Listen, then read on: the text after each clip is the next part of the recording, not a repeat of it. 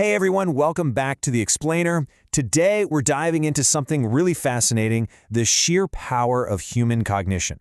We're going to look at how the thoughts we carry around literally dictate the reality we experience. We're breaking down this ancient, profound story that just perfectly captures the psychology of mindset, and we're going to walk through it step by step. Let's get right into it. Okay, let's dive into this. Is your own thinking your biggest enemy? Man, that is a heavy question, right? We spend so much time worrying about outside obstacles, like the economy, the competition, maybe a lack of resources. But what if the absolute biggest roadblock standing between you and your actual potential is, well, sitting right between your ears? Today we're looking at a story that maps out exactly how this kind of self-sabotage happens, and more importantly, how to systematically dismantle it. To really wrap our heads around this, let's meet Samarth. Now, he's a young guy from Suryapur, a gorgeous village surrounded by mountains and lakes, and by all external measures, he's got it all going for him. He's incredibly hardworking, deeply honest, and just highly intelligent.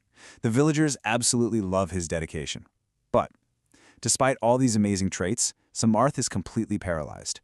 He suffers from this crippling habit of preemptive failure. Basically, he defeats himself before he even starts. Let's break down the actual mechanics of his negative mindset, because this isn't just, a fleeting moment of doubt. This is his chronic operating system. If a new task pops up, he instantly believes he's going to fail, no question. If someone gives him a genuine compliment, his mind immediately twists it, and he just assumes they're being totally fake. Or if someone simply hasn't spoken to him in a while, he jumps straight to the conclusion that they actively hate him. Just imagine the sheer exhaustion of living with that kind of mental filter. His body is out there doing the hard work, but his mind is just constantly tangled up in this web of fear and despair. Section 1. Fear and Missed Opportunities. You see, internal anxieties rarely just stay internal. Eventually, they leak out into the real world, and they actually start costing you tangible things. For example, the king of this region announces this massive high-stakes competition for the youth. We're talking the opportunity of a lifetime here. The winner gets honored in the royal court and is handed a really important responsibility. It's basically a fast track to success. So tons of young people in the village excitedly register. But Samarth? He looks at the talent pool, looks at those high stakes, and just completely counts himself out. He convinces himself there's absolutely no way he can win, and worse, that if he loses, the whole village is going to mock him. So his fear of this totally hypothetical humiliation completely erases a very real-world opportunity. He doesn't even enter. So a few days pass, and Samarth's buddy Vivek comes over to visit. Vivek asks him a super simple question. Why didn't you enter? Samarth just replies, because I already know I'm going to lose. And then Vivek hits him with this brilliant, just undeniably brutal logical challenge. He asks, has the competition even started? When Samarth says no, Vivek goes, then how on earth do you know you've lost? I mean, it completely silences Samarth. You really can't argue with that. It completely exposes the absolute absurdity of his mindset. He literally accepted a crushing defeat in a game that hadn't even begun. Section 2. The Seeds of Thought. Vivek's question completely shatters Samarth's illusion. After tossing and turning all night, a desperate Samarth actually hikes up to an ancient temple to get some advice from a wise monk named Acharya Dev. Samarth just pours his heart out, explaining how his mind is completely flooded with thoughts of failure. Now, the monk doesn't give him a long lecture.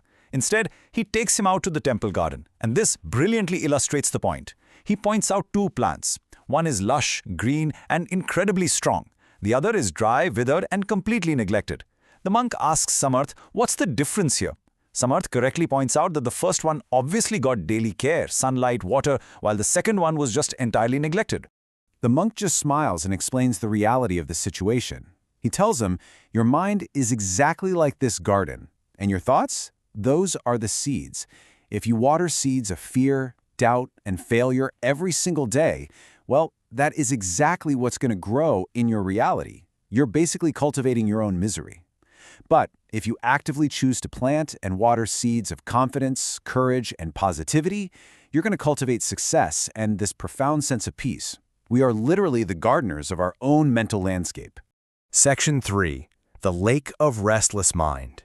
Now, knowing that breaking a lifelong habit usually takes a bit more than just one metaphor, the monk brings Samarth to the edge of this incredibly calm, crystal-clear lake. I mean, the surface is like glass. The monk points down at the water and asks a really simple question. Look in this. What do you see? Samarth leans over, stares into the still water, and says, I see my own reflection perfectly clearly. All of a sudden, the monk picks up a stone and just chucks it right into the center of the lake. Ripples violently disrupt the surface, and Samarth's reflection just completely vanishes into this distorted chaos. The monk explains that this agitated water, that represents your mind when it gets hit by the stones of fear and negative thoughts. It gets restless. It completely loses the ability to see reality, or even its own true capacity. You essentially become blind to your own potential. But as the ripples fade and the lake returns to that calm state, the monk explains that a positive, disciplined mind is exactly like that still water. It's only in calmness that you can truly see what you are actually capable of. Section 4. The beginning of positive change.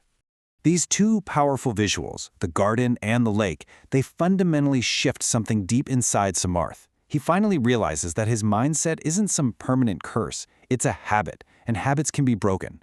So he creates a system for himself, this daily 3-step protocol. Step 1, catch the negative thought. Awareness is always the first key. Step 2, he interrogates the thought. When his mind says, I'm gonna fail, he pauses and asks himself, wait, is this actually true, or is this just my fear talking? And step 3, he deliberately forces his focus onto his capacity and his opportunities rather than obsessing over his perceived weaknesses.